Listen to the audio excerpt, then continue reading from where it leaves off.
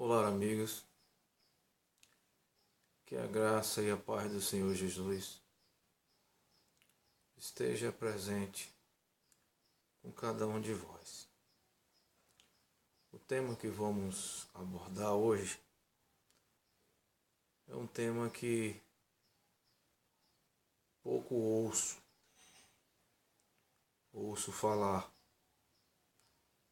e muitos estão vulgarizando esse princípio do qual foi dado por Deus antes que o pecado viesse ao mundo. Dois princípios, sábado e o princípio do casamento. Eu leio assim: Gênesis 2, no versículo 18. Disse mais o Senhor Deus: não é bom que o homem esteja só. Far-lhe-ei uma auxiliadora, que ele seja idôneo. Então Deus vê aqui que não é bom que o homem esteja só, que viva só, que tenha uma companheira, que ele seja idôneo. Essa foi a visão que Deus teve para com Adão, que estava nomeando os animais. Adão via, dois em dois, e ali dava os seus nomes. Mas ele não via nenhum deles que lhe fosse um auxiliador. Então Deus, no capítulo 1, no versículo 27, diz: criou Deus, pois, o homem à sua imagem. A imagem de Deus o criou. Homem e mulher os criou. Homem e mulher os criou, a imagem de Deus. A imagem de Deus é um homem e uma mulher, cada qual na sua função. E ambos formarão uma só carne, como aqui está escrito no versículo 24 do capítulo 2. Por isso deixa o homem pai e mãe e se une à sua mulher, tornando-se os dois uma só carne.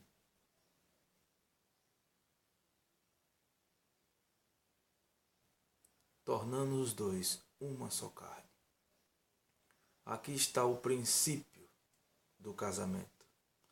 Primeiro, Deus viu que não era bom que o homem vivesse só, ficaria só. Segundo, Deus toma a iniciativa de escanear da mente de Adão uma idônea para ele. É tanto que ele se alegrou no casamento juntamente com Deus, o Criador. Depois, ele dá a ordem, deixa pai e mãe,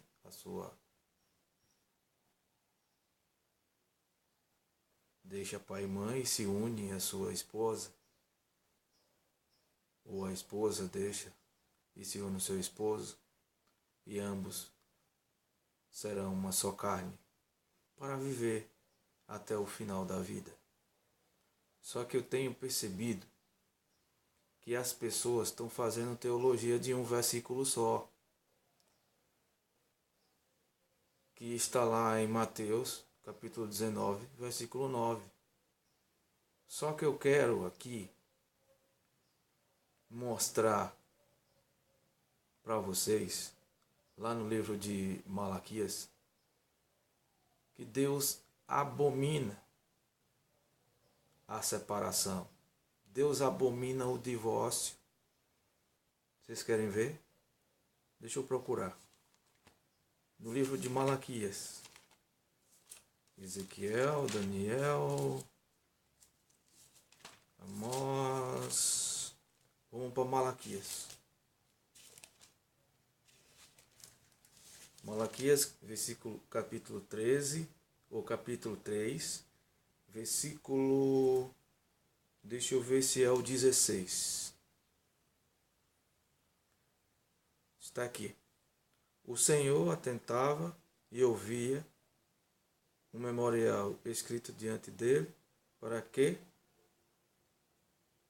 temem ao Senhor e para os que se lembram do seu nome.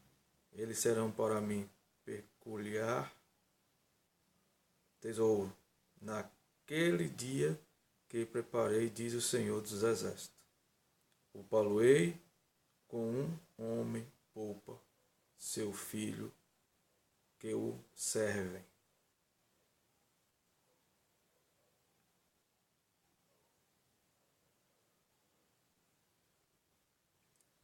Não é o versículo que eu estava procurando. Deixa eu olhar aqui.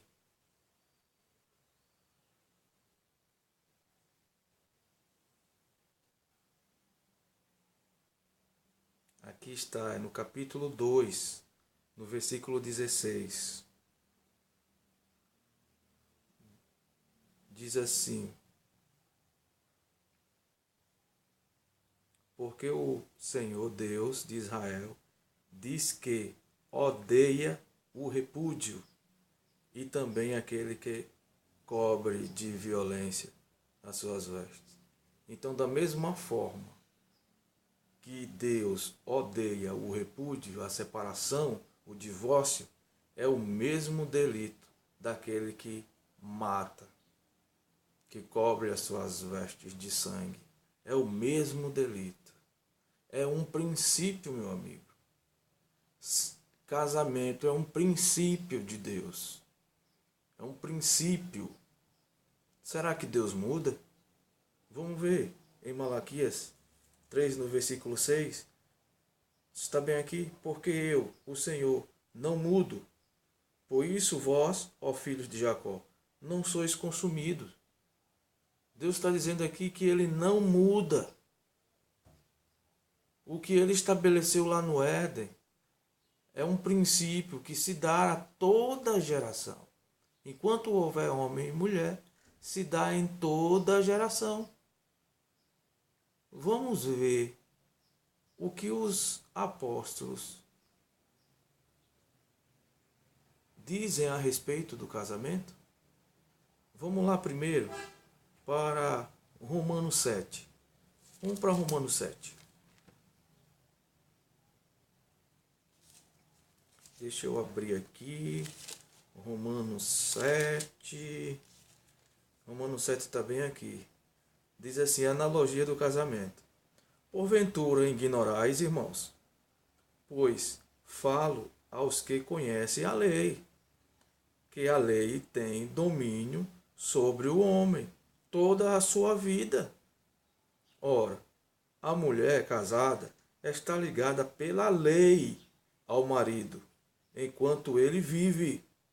Mas se o mesmo morrer, desobrigada ficará da lei conjugal. Ele está dizendo aqui, Paulo, que para a pessoa estar livre só após a morte de um cônjuge. Porque aqui estamos, ele está dizendo, ele está se referindo, dando uma analogia para explicar o nosso morrer para o eu e o aceitar a Jesus como nosso Salvador. E ele usa como símbolo o casamento. Se o casamento foi abolido, como é que o Paulo ia explicar?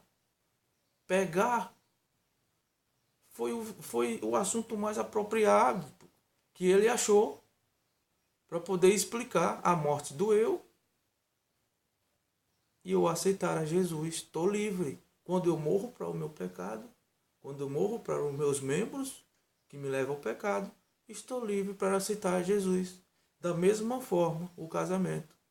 O casamento, o cônjuge está preso sobre uma lei. Mas se o cônjuge morrer, ele está livre. Essa é a visão. Essa é a visão dos apóstolos. Lá em Coríntios também. Lá em 1 Coríntios também. No capítulo 7. Ele diz assim, ó. Resposta às perguntas acerca do casamento. Aqui tem uma relação. Aqui tem uma relação para que a mulher seja santa, para conseguir o marido que é incrédulo, o marido que seja santo para conseguir a sua mulher que ainda não aceitou a Jesus. Ele tem na mente essa visão que o casamento ele é eterno. Ele é eterno. Enquanto viver, os dois serão só uma só carne. Mas estão vulgarizando esse princípio que mesmo antes do pecado, Deus constituiu essa constituição do casamento. Meu amigo e minha amiga, não deixe Satanás entrar na sua vida, você congregando na igreja. Você tem que ser santo e santa para conseguir seus filhos, para conseguir seu marido, para conseguir sua mulher, marido. Aqui está em 1 Coríntios 7 uma relação maravilhosa. Lemos o que Paulo acha, quer dizer, o que Paulo tem de convicção.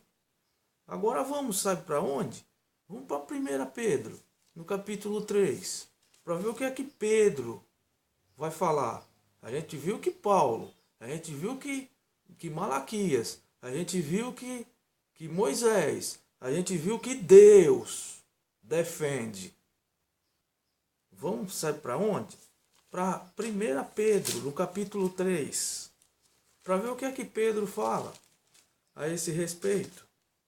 Vamos lá, capítulo 3. Deixa eu ver aqui se é 1 ou 2 Pedro. Aqui, a vida exemplar cristã. Deveres dos casados. Deveres dos casados.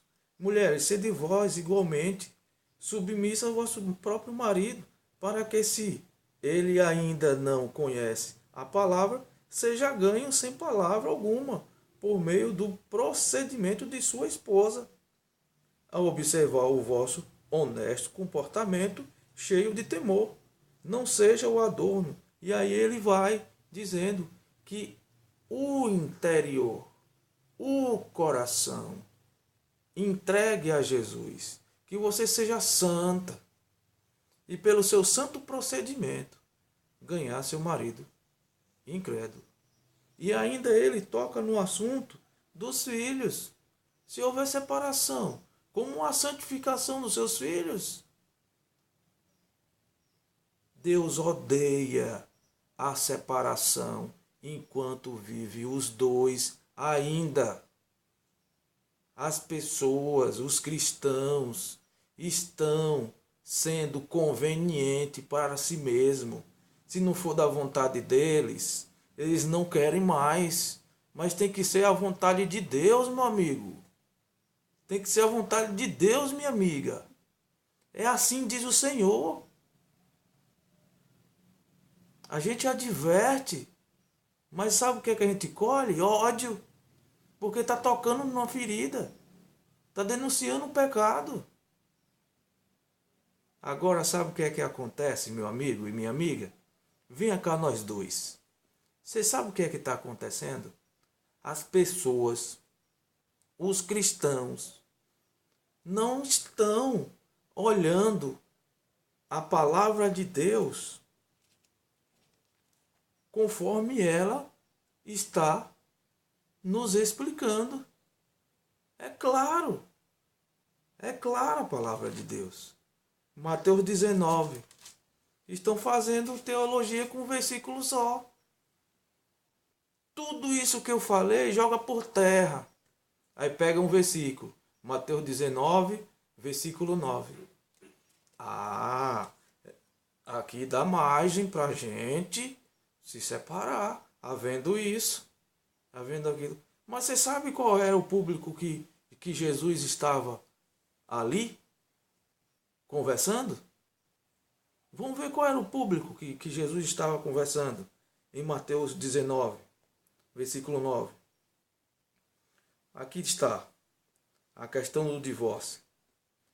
Aconteceu que, concluindo Jesus estas palavras, deixou a Galiléia e foi para o território da Judéia, além do Jordão. Seguiram-no muitas multidões e os curou ali.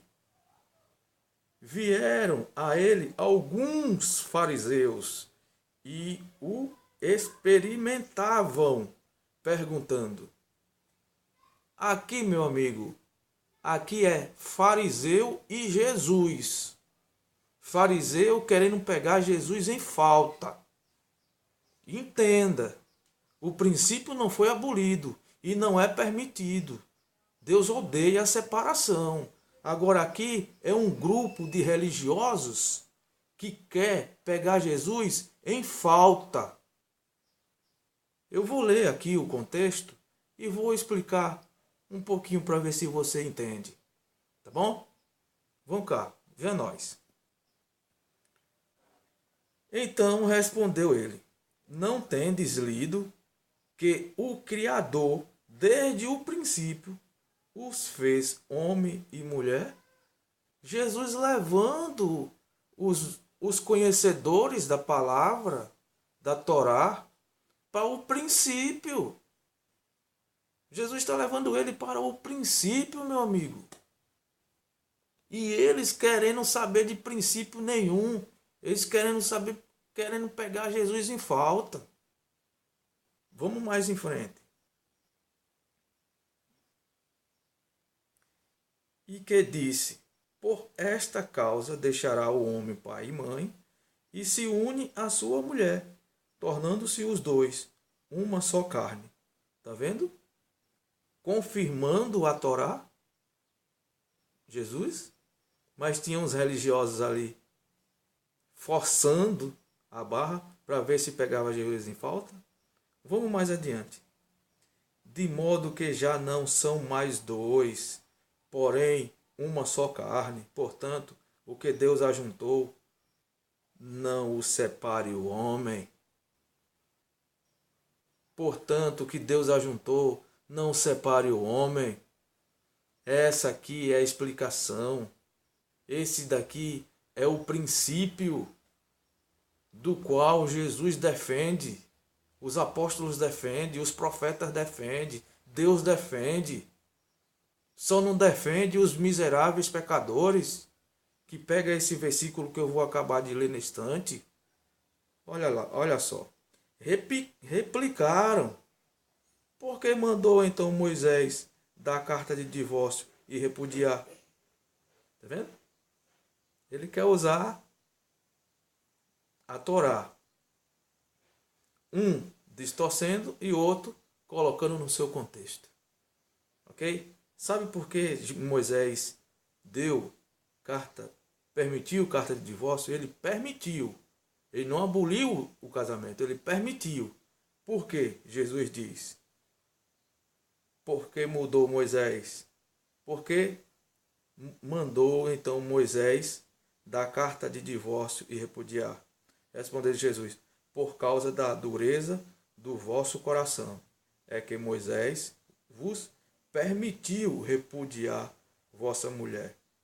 Entretanto, não foi assim desde o princípio. Aqui a gente vê Jesus já 3 vezes dirigindo eles ao princípio e eles querendo fazer a satisfação dos seus corações, pegando a dureza do vosso coração para aplicar na vida religiosa. E Jesus não permitiu isso e nem permitirá. Aí vem agora o verso 9.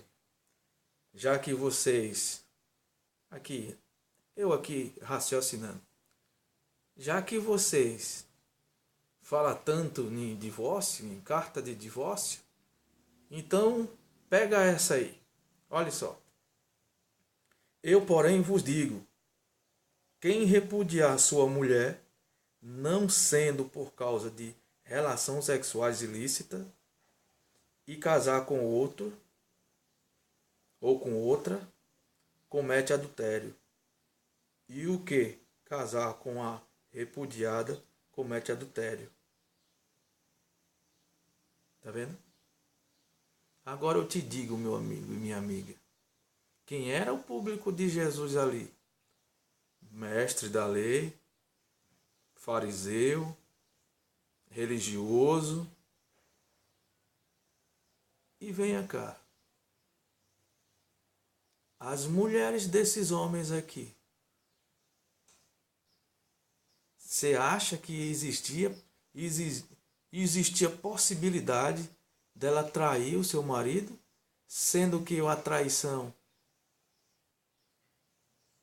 ela é apedrejada, ela é morta e defamaria esse coração duro desses fariseus, desses hipócritas que quer fazer a sua própria vontade e não a vontade de Deus, seguir o princípio da Torá, o princípio da mente de Deus para a sua vida de casado e para a minha vida de casado? Você acha que existia possibilidade disso? De uma judia casada com um fariseu que cumpria a lei na caducidade da letra? Isso era impossível, meu amigo. Isso é impossível, minha amiga. Uma judia traiu seu marido com outro? Eles escolheram as melhores mulheres na palavra de Deus, conhecedora. Ela jamais ia cometer um negócio desse para ser apredejada. Olha só o que mais vem por aí. Disseram os discípulos: se essa é a condição do homem relativamente à sua mulher, não convém casar. Você está vendo a cultura que estava entrando na religião? Eles casavam, mas quando quisessem se separar, eles se separavam. Mas Jesus disse que é princípio. E o discípulo diz: então não convém casar. Está vendo? É melhor seguir a tradição, o curso natural da história humana de pecado, ou se apegar ao princípio de Deus? Se apegar a Deus e viver em Deus. Que Deus em Malaquias diz, no capítulo 2, versículo 16, que ele odeia o repúdio, ele odeia a separação. Mas vamos mais. Jesus, porém, lhes respondeu: nem todos são aptos para receber este conceito, mas apenas aqueles que a quem é dada. Jesus está dizendo aqui, não é para todos não, o que eu estou falando. Só para quem é dada essa palavra. Só para quem é dada.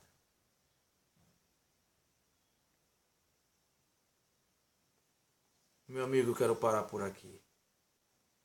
Eu quero dizer para você, e quero, como um amigo, como um irmão, meu amigo, não faça ninguém sofrer. Quando você separa do seu cônjuge, você está fazendo a pessoa sofrer. Você está fazendo a pessoa sofrer. E os seus filhos? Como é que vai ficar? Você casado com outro homem ou você casado com outra mulher? Quem é que vai santificar os seus filhos, meu irmão? Você está vendo aí uma gravidade de situação? Meu amigo, se apegue à palavra de Deus. Coloque ela dentro do seu coração e viva o princípio. Viva a vontade de Deus. Que a palavra de Deus, Mateus 7, 21 a 23 diz: nem todos que chamam meu Deus, serão salvos, mas aquele que faz a vontade de meu Pai no céu. Você tem que fazer a vontade de Deus. Não ande segundo o curso natural desse mundo tenebroso, não. O cristão, ele anda na contramão da vida. Quando as coisas estão em conformidade, religião e Estado, religião e costume e cultura da sua época, analise bem, meu amigo, que as coisas não estão andando certa, não. Você tem que se apegar à palavra de Deus, o princípio. E aqui a gente está falando do casamento. Todos, Moisés, Deus, Jesus, Paulo, Pedro, todos defendem o princípio do casamento. Sabe quem é que não defende o princípio do casamento? São aqueles que têm más intenções. Casa hoje, mas se tiver uma briguinha qualquer, pode separar e pegar um pitelzinho ali novinho. Mas não é assim que Deus ensina, não. Ok? Palavra de Deus. E que Deus te abençoe e que Deus te guarde.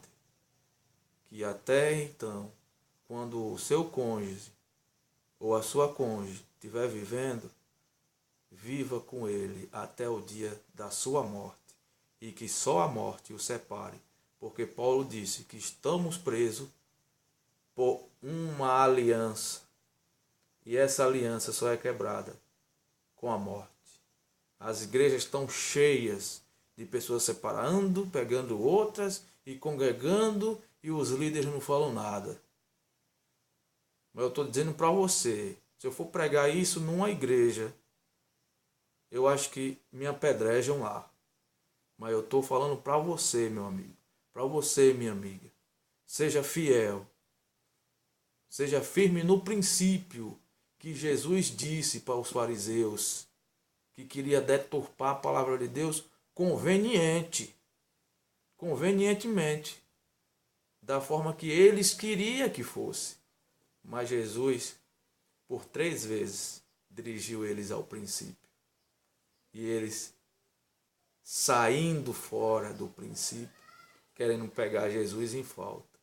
Esse versículo aqui, que estão fazendo teologia com um verso só, esse versículo aqui é um contexto em que religioso quer pegar Jesus em falta. Você tem que ter isso na sua mente. E não fazer disso prática de vida, meu irmão. A Bíblia dá margem se pegar. Meu irmão, estude o contexto. E assim você vai ter a luz divina para a sua vida. Um forte abraço e até mais ver.